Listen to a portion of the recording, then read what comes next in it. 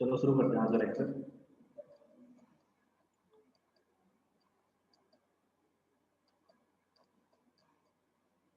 मैं class declare करता हूँ, डिफाइन कर देते हैं क्लास को।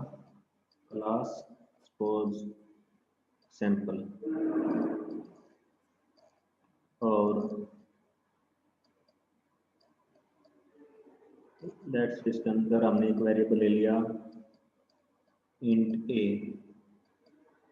ठीक है। और अगर कोई स्पेसिफायर, एक्सेस स्पेसिफायर अगर मेंशन नहीं है तो बाय डिफॉल्ट क्या होता है, वो पब्लिक या प्राइवेट?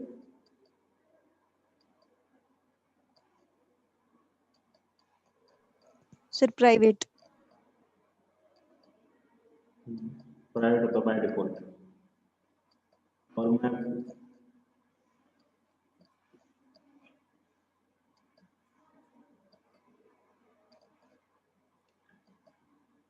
पब्लिक सेक्शन के अंदर फंक्शंस डिक्लेयर करता हूँ।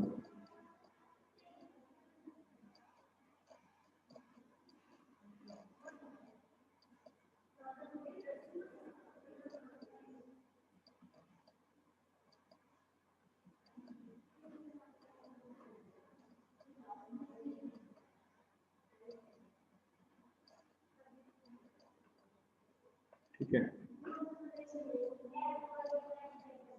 फंक्शन को जहां आपने डिक्लेयर किया है वहीं पर आप डिफाइन भी कर सकते हो, या फिर आप क्लास के बाहर भी उसको डिफाइन कर सकते हो, है ना।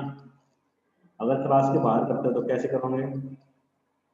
सबसे पहले रिटर्न टाइप और फिर क्लास का नाम, स्कोप रेजुलेशन ऑपरेटर और फंक्शन का नाम, ऐसे ही करते हो।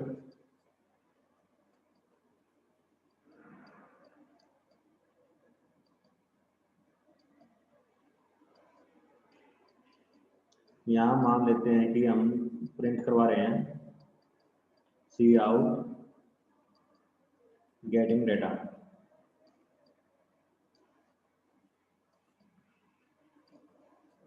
और सी इन करवा दिया हमने इसको ए को, ठीक है। और अब मैं दूसरा फंक्शन है जो अपना पुट डेटा, इसको डिफाइन करूंगा। कैसे करूंगा? फंक्शन का रिटर्न टाइप, क्लास का नाम, स्कोप रेजुलेशन ऑपरेटर और फंक्शन का नाम।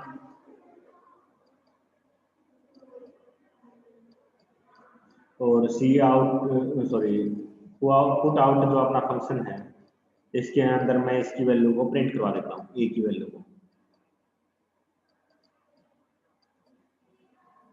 सी आउट ए, इसको मैं प्रिंट करवा देता हूँ, ठीक है। उसके बाद मैंने क्या करना है, इन फंक्शंस को कॉल करना है। मैं अब एक मेन डिफाइन करता हूँ अपना, इंट मेन। सबसे पहले मैं क्या करूँगा, इस क्लास का ऑब्जेक्ट है जो वो क्रिएट करूँगा, सैंपल। सैंपल का मान लिया मैंने, ऑब्जेक्ट का नाम दिया एक्स, और इसकी हेल्प से मैं क्या करूँगा, फंक्शन है जो गेट डाटा और पुट डाटा, इनको कॉल करूँगा। गेट डाटा और एक्स डॉट पुट डाटा।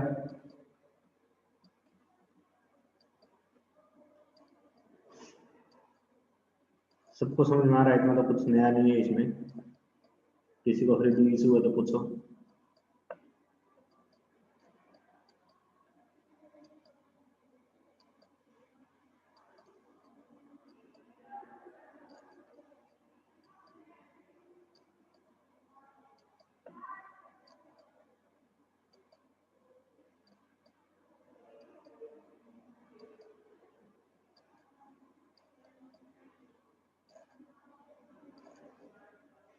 किसी को कोई दिक्कत है क्या इसमें, या सबको क्लियर है?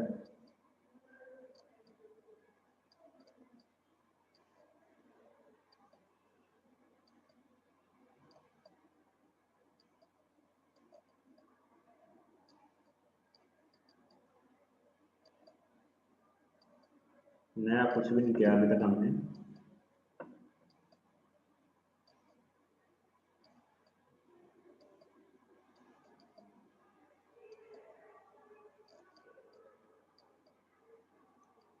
देखो हमने इसमें क्या किया है, एक क्लास ली, क्लास के अंदर एक वेरिएबल ले लिया, बाय डिफॉल्ट तो प्राइवेट होता आपका।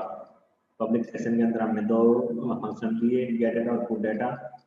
गेट डाटा को मैंने क्लास के बाहर डिफाइन किया है, डिफाइन करने का तरीका होता है रिटर्न टाइप और क्लास का नाम, स्कोप रेजोल्यूशन ऑपरेटर और फंक्शन का नाम। इसके अंदर मैंने दो स्टेटमेंट लिखी है। उसके बाद मैंने पुट डाटा जो फंक्शन अपना इसको डिफाइन किया है क्लास के बाहर, और इसमें मैं ए की वैल्यू को प्रिंट करवा रहा हूँ। फिर मैंने मेन डिफाइन किया है, मेन के अंदर सबसे पहले मैंने जो क्लास थी अपनी उसका ऑब्जेक्ट क्रिएट किया, और उसके बाद मैंने गेट डाटा फंक्शन को कॉल किया है, फिर गेट पुट डाटा फंक्शन को कॉल किया है। तो इसकी आउटपुट क्या आनी चाहिए,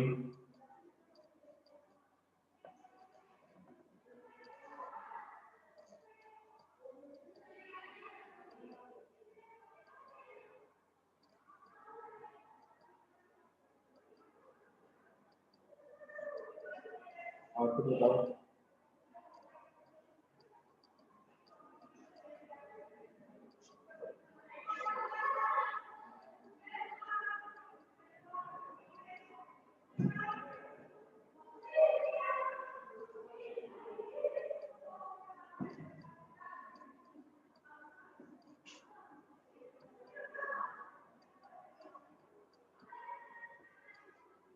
देखो जब मैंने एक्स डॉट गेट डाटा लिखा, कंट्रोल आपका जाएगा स्टेटमेंट के ऊपर। इसके ऊपर सबसे पहले उसको क्या मिलेगा, cout getting data. Getting data वो प्रिंट करवा देगा। उसके बाद उसने सी इन करवाया है ए की वैल्यू। ए की वैल्यू जो भी आप एंटर करोगे वो ए के अंदर चली जाएगी। मान लिया अब गेटिंग डाटा के बाद मैंने वैल्यू डाली 5, वो ऑटोमेटिकली ये वैल्यू आपकी ए के अंदर चली गई। ठीक है, और जब ये सारी स्टेटमेंट एग्जीक्यूट हो जाएगी इस फंक्शन की, कंट्रोल आपका वापस इस पे आएगा जहां से आपने कॉल किया था उसकी नेक्स्ट स्टेटमेंट पे। नेक्स्ट स्टेटमेंट क्या है, एक्स डॉट पुट डाटा। और इस स्टेटमेंट में आने के बाद वो वापस कहाँ जाएगा, जहां पर आपने पुट डाटा फंक्शन है उसको डिफाइन कर रखा है। ठीक है, इसके अंदर हमने प्रिंट करवाया है ए की वैल्यू को, ए कोलन, ये वैल्यू प्रिंट, ये चीज प्रिंट होगी पहले ए कोलन, उसके बाद ए की वैल्यू, ए की वैल्यू जो भी आपने प्रोवाइड की थी ये। तो ये इसकी आउटपुट आ गई।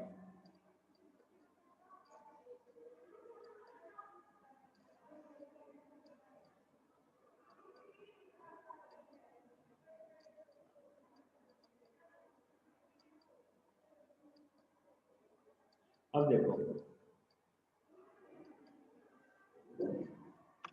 जो फंक्शन होते हैं उसको आप ये नहीं कि ये हमेशा ही ऑब्जेक्ट की हेल्प से कॉल कर सकते हो, आप उसको डायरेक्ट भी कॉल कर सकते हो किसी दूसरे फंक्शन के अंदर। जैसे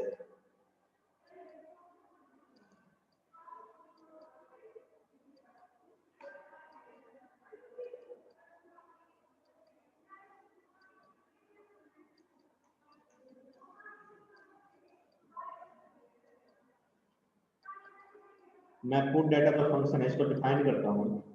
कैसे डिफाइन करता हूँ, सबसे पहले मैं गेट डाटा जो फंक्शन है उसको कॉल कर लेता हूँ, और उसके बाद मैं सी आउट की वैल्यू प्रिंट करवाता हूँ जो मैं पहले लिखवा रहा था इस तरीके से।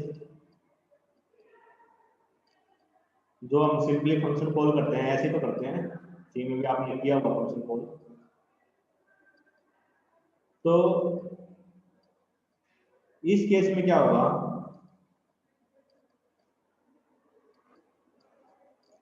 देखो यहाँ तक कोई चेंज नहीं है, इसमें भी कोई चेंज नहीं किया मैंने। इसके अंदर मैंने फंक्शन को कॉल कर दिया, इस फंक्शन को गेट डाटा को, और मेन के अंदर मैंने ऑब्जेक्ट क्रिएट किया है अपना, और x dot put data function को कॉल किया है। जैसे ही मैं एक्स डॉट पुट डाटा पर जाऊंगा इस स्टेटमेंट पे। तो मुझे सबसे पहले क्या स्टेटमेंट मिली, गेट डेटा फंक्शन कॉल किया है यहाँ पर, जो पहली स्टेटमेंट है।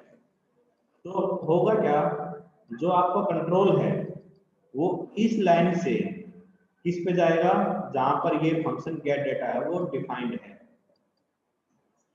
ठीक है, कंट्रोल आ गया अब आपका इस स्टेटमेंट पे। अब इसके अंदर उसने पहली स्टेटमेंट है जो गेटिंग डेटा, ये सी आउट करवाई है। तो आपकी जो आउटपुट आएगी गेटिंग डेटा, सबसे पहले ये प्रिंट होगा, उसके बाद उसने सी इन करवाया है ए की वैल्यू को। जो भी आप ए की वैल्यू डालोगे वो ये सपोज करो, जब ये फंक्शन कंप्लीट हो जाएगा तो कंट्रोल कहाँ जाएगा, जहां से उसने कॉल किया है उसकी नेक्स्ट स्टेटमेंट पे। कंट्रोल आ गया अब आपका इस पे, कॉल उसने इस स्टेटमेंट से किया था, इसकी नेक्स्ट स्टेटमेंट यही है। तो अब यहाँ पर वो ए की वैल्यू प्रिंट करवा रहा है, क्या, 5। सबको क्लियर है ये?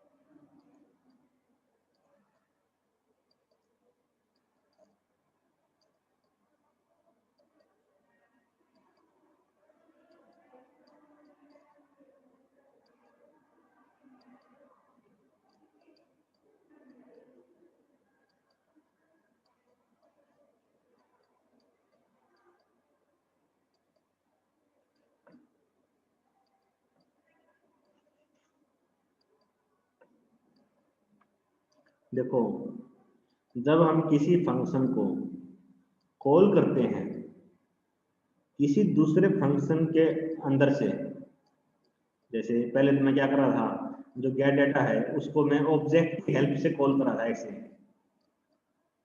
है ना।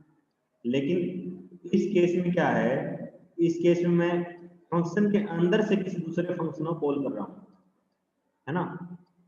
इसको बोलते हैं हम nesting of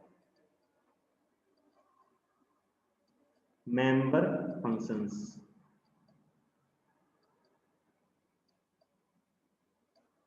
nesting of member functions, जब आप किसी एक फंक्शन को दूसरे फंक्शन के अंदर से कॉल करते हो, जब दूसरे फंक्शन के अंदर से कॉल करते हो उस टाइम ऑब्जेक्ट की जरूरत नहीं पड़ती। जैसे आपको पिछले लेक्चर में बताया भी था, जो प्राइवेट मेंबर है, अगर मान लेते हैं कि भाई जो गेट डेटा है ये आपका प्राइवेट होता,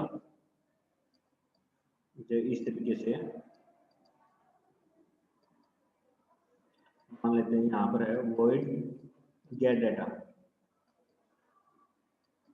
बाय डिफॉल्ट ये प्राइवेट होगा इस केस में। उस केस में भी उस केस में तो आप ऑब्जेक्ट की हेल्प से इसको कॉल कर ही नहीं सकते, क्योंकि आप क्लास के बाहर इसको यूज नहीं कर सकते गेट प्राइवेट डेटा को। तो उस केस में क्या करना पड़ेगा, जो क्लास के मेंबर फंक्शन है दूसरे, उनकी एक्सेस को हमने कॉल करना है।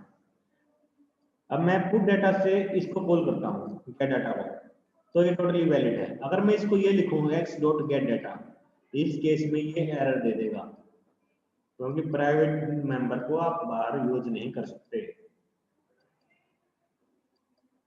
सबको क्लियर है ये?